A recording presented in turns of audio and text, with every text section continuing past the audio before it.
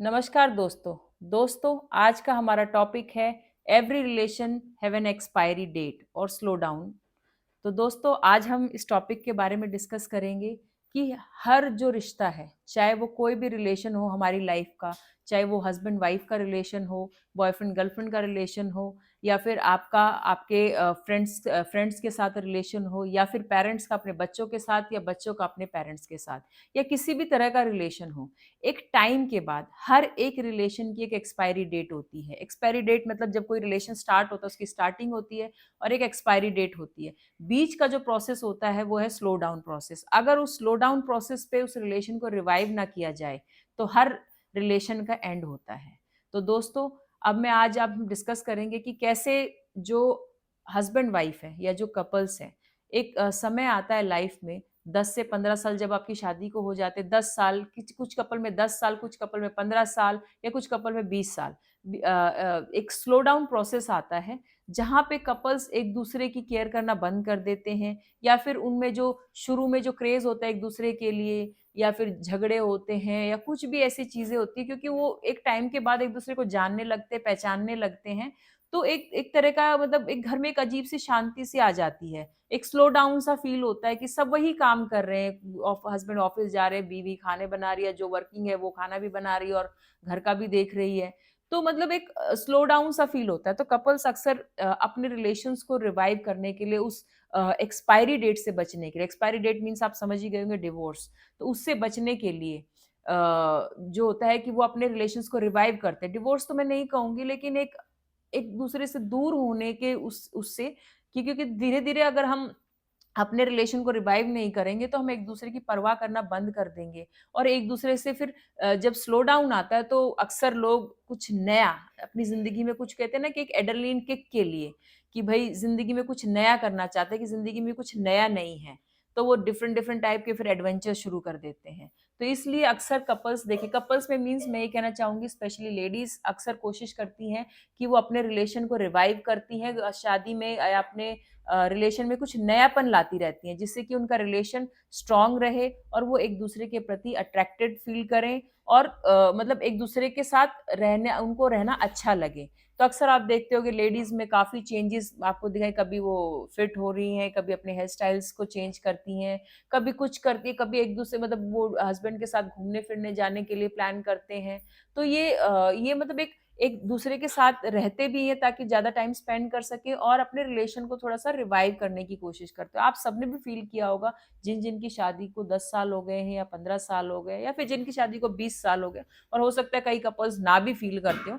But मुझे ऐसा लगा कि मैंने जो लोगों से बात की है, तो ऐसा लगता है कि एक स्टेज आ जाता है कि जहाँ हमें स्लो डाउन फील होने लगता है। बहुत सारे लोग इस बात को बोलते नहीं है, बट है ये सच कि एक स्लो डाउन फील होता है।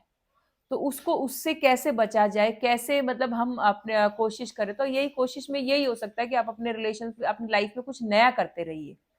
आप जिम जाइए दोनों मिलके, या फिर साइकिलिंग कीजिए। साइकिलिंग नहीं कर सकते तो एक दूसरे के साथ टाइम स्पेंड कीजिए, चाहे एक टाइम चाय हो या कोई भी चीज हो, चाहे रात की नाइट वॉक हो, एक राउंड अपने हस्बैंड के साथ लगाइए, उसकी ऑफिस की प्रॉब्लम से कुछ भी आप उनसे मतलब डिस्कस कीजिए। एक दूसरे से आप कनेक्टेड फील करेंगे कि उसकी लाइफ में क्या चल रहा है, और हस्बैंड को भी जो वाइफ की प्रॉब्लम है या घर में जो भी चीजें होती हैं उनके बारे में सुनना चाहिए। तो एक दूसरे के साथ कनेक्टेड फील करेंगे और एक दूसरे के साथ ज्यादा से ज्यादा टाइम स्पेंड करिए।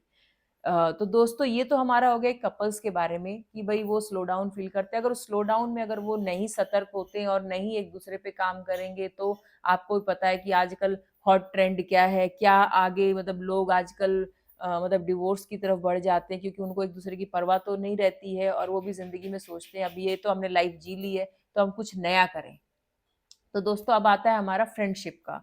जब फ्रेंडशिप में आप कहेंगे नहीं नहीं, दोस्त को तो दोस्त तो कभी पुराना होता ही नहीं है, कभी स्लो डाउन आता ही नहीं है। नहीं, ऐसा नहीं है। जो शुरू शुरू की कुछ दोस्ती होती है जो टूट जाती हैं, अच्छी हैं। कुछ हमारे पुराने दोस्त होते हैं जो हमारे लाइफ लॉन्ग दोस्त होते हैं, लेकिन आपने कभी कभी फील किया होगा कि उस दोस्ती में भी आप एक स्लो डाउन होता है। आप सालों बात नहीं करते, 6 महीने नहीं बात करते, सालों बात नहीं करते, हो सकता है 2 साल नहीं, 4 साल नहीं बात करते, फिर अचानक से आप बात करते हो। लेकिन आपकी बातें क्यों छूट जाती है? अब तो सोशल मीडिया का टाइम है, कॉलिंग, एक दूसरे से आप बात कर सकते हो, ये नहीं कह सकते हम बिजी थे। नहीं, अक्सर हमें अपने दोस्तों में जब हम एक ग्रो करते हैं विद द टाइम, एक एज, जैसे अब जब हम यंग होते हैं तो हम फ्रेंड्स से, हमारे ज़िंदगी में सिर्फ फ्रेंड्स ही मायने रखते हैं। लेकिन एक जब हम ग्रो करने लगते हैं, हमारी शादी होती है, हमारे बच्चे होते हैं, फिर जब हम और ग्रो करते हैं तो हमें जो औरों में जो फॉल्ट नहीं भी दिखते हैं, धीरे-धीरे हमें वो छोटी-छोटी कमियाँ, हमारे साथ किसने क्या गलत किया वो दिखने लगता है। तो धीरे-धीरे हम अपार्ट होने लगते हैं। लेकिन एक टाइम आता है ज़िंदगी में, नहीं, आपको आपके दोस्त, पुराने वाले दोस्त ही आपके लिए बेस्ट लगते हैं, तो आप फिर से रिवाइव करते हो अपनी फ्रेंडशिप को। तो दोस्तों की फ्रेंडशिप का भी आता है स्लो डाउन। एक्सपायरी एक्सपायरी तो आएगी तो मतलब वो टूट ही गई दोस्ती, तो बहुत लोगों की दोस्ती नहीं होती है। आप ये देखिए कि आज से 10 साल पहले या 12 साल पहले जब social media, I think Orkut ही था, उससे पहले इंस्टाग्राम, फेसबुक नहीं था। तो जो जो स्पेशली मोबाइल्स भी इतने नहीं थे चलन में, बाद में ही चलन में आए हैं, मतलब इतने एक्टिव नहीं थे लेकिन इतने नहीं थे। मेल्स की फ्रेंडशिप फिर भी रह जाती थी, फिर भी रह जाती थी, इतनी लाइफ लॉन्ग नहीं होती थी। जो बहुत दूर के आपके कॉलेज के फ्रेंड होते तो कभी पता नहीं कब मिलते। लेकिन अब जो सोशल मीडिया आया है उसके थ्रू आप अपने फ्रेंड सर्कल्स के साथ व्हाट्सएप पे ग्रुप बनाते हैं, आप अपने फेसबुक पे ग्रुप बनाते हैं, इंस्टाग्राम पे, फेसबुक पे तो नहीं, फेसबुक पे आप मतलब उनको, उनसे कनेक्टेड फील करते हैं, इंस्टाग्राम पे आप कनेक्टेड रहते हैं, रील शेयर करते हैं एक दूसरे के साथ। तो हमारी दोस्ती इस तरीके से वहाँ पे रिवाइव होती रहती है और हम एक दूसरे के कांस्टेंट टच में रहते हैं। तो हमारी दोस्ती जो वो स्लो डाउन होता है, आता है, चाहे आप कितनी रील भेजो, कितना ही कुछ कर लो, एक टाइम आता है जब 10 साल, 15 साल, 20 साल में कि हम थोड़ा-सा अपार्ट होते हैं। लेकिन जब हम एजेड होते हैं तो फिर से हम उन चीज़ों को रिवाइव करते, वही चीज़ चाहते हैं। क्योंकि हम, हमारा जो हार्मोनल लेवल है, कुछ भी कहिए, एड्रेनलिन एक बार एक पेस में ऐसे जाता है, फिर कांस्टेंट हो जाता है, स्लो, फिर हम स्लो डाउन फील करते हैं, फिर हमें अपनी ज़िंदगी में कुछ नया चाहिए होता है।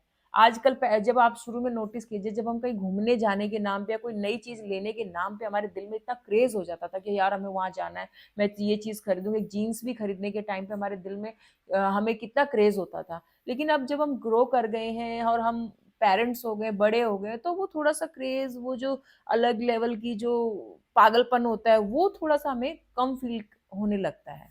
अगर आप किसी भी एक एजेड इंसान से पूछें कि उसको क्या चाहिए? अगर कोई मुझसे पूछता, मतलब मैं एक एज में जाऊँ जिसमें हमें पूछे कोई मुझे क्या चाहिए?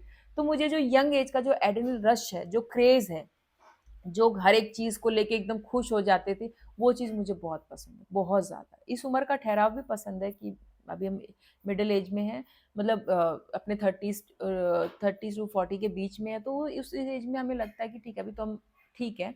बट जो 18 साल से वो जो क्रेज़ होता है ना, 20-26 साल में जो क्रेज़ होता है हर चीज़ के लिए, उसका फ़ील ही अलग होता है, अलग ही फ़ील होता है। आपने देखा होगा कि लोग अपने एड्रेनलिन रश के लिए, एडवेंचर के लिए पता नहीं क्या-क्या कुछ करते हैं, कोई बंजी जंपिंग करता है, कोई पैराग्लाइडिंग करता है, मतलब अलग-अलग तरीके की चीज़ें मतलब लोग करते हैं।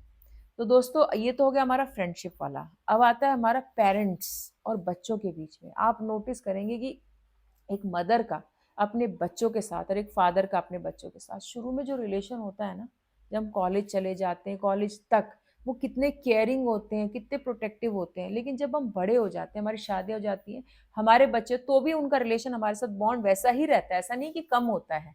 लेकिन जैसे जैसे बच्चे किस एज में आते हैं, वो 40s या 45 या 50 के, थोड़ा सा हम बच्चे भी अपने पेरेंट्स को फॉर ग्रांटेड हल्का फुल्का लेने लगते हैं।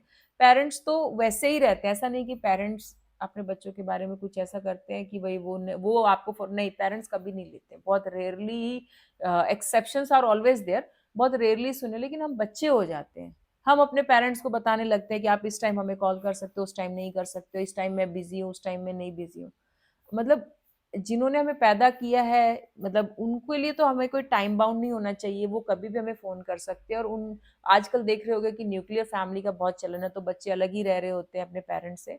तो हमें अपने पेरेंट्स के लिए हम कुछ कर सकें या ना कर सकें, बट एक फ़ोन पे 24/7 हमें अवेलेबल रहना चाहिए अपने पेरेंट्स के लिए। क्योंकि ये एक बॉन्ड है जिसमें स्लो डाउन नहीं आना चाहिए, कभी भी नहीं आना चाहिए। क्योंकि वो हमारी लाइफ के एक स्ट्रॉन्ग पिलर हैं। हर तरह के डिप्रेशन से हमें पेरेंट्स बचाते हैं, हर तरह के। हमारी लाइफ में कोई भी प्रॉब्लम आ जाए, सबसे पहले वो खड़े नज़र आते हैं। वो एक ऐसे इंसान है हम लोगों की ज़िंदगी में, जो हमारी हर कोई भी चीज़ हम आप ज़िंदगी में करना चाहें ना, तो वो हमेशा सबसे पहले चाहते हैं कि हमारे बच्चे सक्सेसफुल हों। हमारे बिना, उनको आपसे कुछ नहीं चाहिए रिटर्न में, कुछ नहीं चाहिए, वो हमेशा आपकी सक्सेस के लिए प्रे करते हैं। तो इस रिलेशन में मैं चाहती हूँ कि अभी स्लो डाउन ना आए भी तो बच्चों को या पेरेंट्स को कोशिश करना चाहिए कि उस रिलेशन को रिवाइव करते रहना चाहिए, एक दूसरे से कांस्टेंट टच में रहना चाहिए। भले पेरेंट्स अपने बच्चों से नाराज हो जाए या बच्चे अपने पेरेंट्स से नाराज हो जाए, एक दूसरे को मना लेना चाहिए। हमें हमेशा कोशिश करना चाहिए कि हमें ज़रूर मनाना चाहिए। दूसरा आता है हमारे जो यंग बच्चे हैं, जो थोड़े क्रैंकी हैं, थोड़े से म्याऊं म्याऊं टाइप हैं, बिल्कुल ही काटने को आते हैं, उनसे भी हम अक्सर गुस्सा हो जाते हैं और स्लो डाउन तो नहीं बट इरिटेटेड फील करते हैं हम लोग। तो हमें कोशिश करना चाहिए कि उनको थोड़ा और पेशेंटली डील करें और उनको भी समझाएं हमारे पॉइंट ऑफ व्यू, और अच्छे से हम उनके साथ रहें। तो दोस्तों, मेरा जो ये टॉपिक है कि every relation have an expiry date, ये सच है। एक्सपायरी नहीं है, एक्सपायरी एक एंड है। जैसे एक रिलेशन की स्टार्ट होती है और एक एक्सपायरी होती है, एक्सपायरी और एक स्लो डाउन होता है। अगर कुछ लोग स्लो डाउन में ही उस चीज को पकड़ लेते हैं और अपने रिलेशन को रिवाइव कर लेते हैं, तो आपका रिलेशन एक्सपायरी तक कभी पहुंचेगा ही नहीं। इन स्पाइट ऑफ आपका जो पार्टनर है, आपका जो भी है, वो आपको चीट ना कर रहा हो या फिर उसे कुछ और ना अच्छा लग गया हो। तो इसलिए अपने रिलेशन को एक्सपायरी डेट तक पहुंचने से पहले ही रिवाइव कर लीजिए। उस स्लो डाउन प्रोसेस को तुरंत रिकॉग्नाइज करिए और उस स्लो डाउन को भगा दीजिए जिंदगी से। अपने अलग अलग तरीके से अपनी जिंदगी को इंजॉयमेंट, मतलब जिंदगी एक बार मिली है और उसे खूब इंजॉय करना चाहिए हमें, क्योंकि हमारी जिंदगी जिंदगी जो है, हमें अपनी जिंदगी की कहानी हमें खुद लिखनी है। भले हमारे पार्टनर के साथ अच्छा है, बुरा है, कैसा है, भले वो आपसे प्यार, आप तो करते हैं ना प्यार, आप तो उसे चाहते हैं ना, तो आप करिए उसके लिए। अगर वो नहीं कर रहा, आप क्यों डिपेंडेंट होते हैं कि अपने दूसरे पार्टनर के लिए या आपके बेटी के लिए या फिर आपके फ्रेंड के लिए कि वो मेरे लिए ऐसा कुछ नहीं करता। आप तो फील करते हैं ना, आप तो प्यार करते हैं, आप तो उस दोस्ती को बरकरार रखना चाहते हैं ना, उस रिलेशन को कंटिन्यू करना चाहते हैं ना, तो आप करिए। सामने वाला भले करे ना करे, अगर आप चाहते हो, आपको प्यार है, आप उस रिलेशन को कंटिन्यू करना चाहते हो, तो आप उस रिलेशन में आगे फॉरवर्ड रहना चाहिए और आपको कुछ ना कुछ नया करते रहना चाहिए। तो दोस्तों, मेरा ये टॉपिक आपको कैसा लगा कि हर रिलेशन की एक एक्सपायरी डेट होती है। तो दोस्तों, भले ही मतलब मैंने एक्सपायरी डेट टर्म का यूज़ किया हो या आपने जनरली मेडिसिन या किसी और चीज़ों में देखा होगा एक्सपायरी डेट होती है, पर ये रियल लाइफ में एग्जिस्ट करती है। तो मैं चाहूँगी कि आप अपने इस एक्सपायरी डेट से पहुँचने से पहले अपनी लाइफ हो, आपके फ्रेंड हो, आपके कोई भी रिलेशन हो, चाहे हमारी खुद की ज़िंदगी हो, हमारी हेल्थ को लेके हो, एक्सपायरी तक मत पहुंचने दीजिएगा। उस स्लो डाउन प्रोसेस में, उस स्लो डाउन टाइम में ही पकड़ लीजिएगा कि कहाँ हमारे रिलेशन में स्लो डाउन आ रहा है और कहाँ हमें उस रिलेशन में उसको रिवाइव करना चाहिए, कैसे उसमें नयापन लाएं। भले सामने वाला कर रहा हो ना कर रहा हो, कोई फर्क नहीं पड़ता।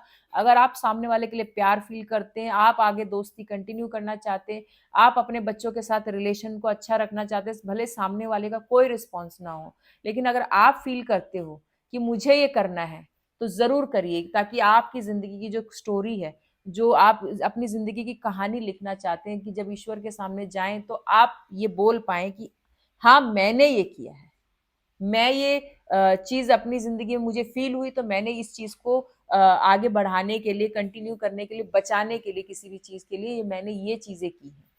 आपको रिग्रेट ना हो लाइफ टाइम में कि काश मैं उस टाइम पे ये चीज कर लेती या कर लेता, तो मेरा रिलेशन है या किसी भी तरह का रिलेशन है, वो सही चलता और मैं ज्यादा अच्छे से रह पाता। तो दोस्तों, आपको मेरा ये topic every relation have an expiry date कैसा लगा? अगर आपको मेरा ये टॉपिक है अच्छा लगा हो, तो एक लाइक और सब्सक्राइब जरूर करिएगा। आपके एक लाइक और सब्सक्राइब से मुझे हिम्मत मिलती है, ताकि मैं कुछ डिफरेंट टॉपिक, वो टॉपिक नहीं जो नॉर्मली चलते हैं सोशल मीडिया पे, मुझे वो टॉपिक पसंद नहीं है। मैं कुछ डिफरेंट टॉपिक जो हम एक नॉर्मली सोचते हैं, वो टॉपिक लाना चाहूंगी आप सबके सामने। दोस्तों, आपका बेहद कीमती टाइम जो आपने मेरे लिए निकाला है, उसके लिए मेरी तरफ से आप सबको बहुत बहुत धन्यवाद। थैंक यू मेरे चैनल को देखने के लिए और सब्सक्राइब करने के लिए। आपका बहुत बहुत धन्यवाद।